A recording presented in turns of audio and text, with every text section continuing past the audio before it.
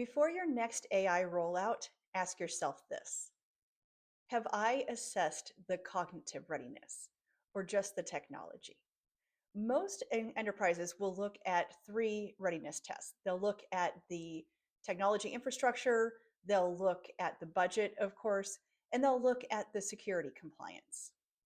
But one they almost never run is the cognitive fit assessment. Who on the team naturally thinks in terms of systems or processes? Who really understands what inputs you need in order to create a certain output? And who thrives on detail? And who would freeze if you didn't explain every single little process step to them? Now, this isn't a personality test, but it is the most important adoption data that you don't have yet.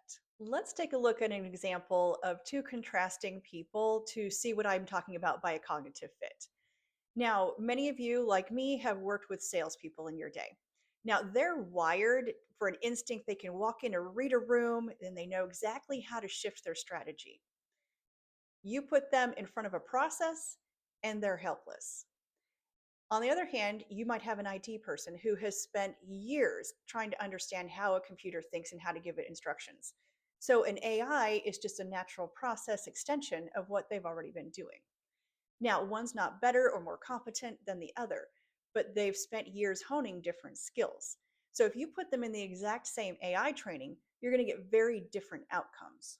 So let's reframe that. What may look like resistance and giving you attitude may actually be a cognitive distance issue where there's a gap between how people naturally think versus what AI requires of them. And you're not going to close that gap by just signing somebody up for more training.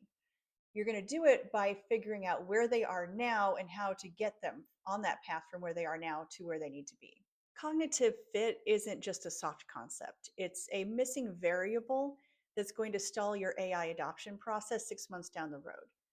So, what would change if you did a cognitive fit assessment first before the rollout?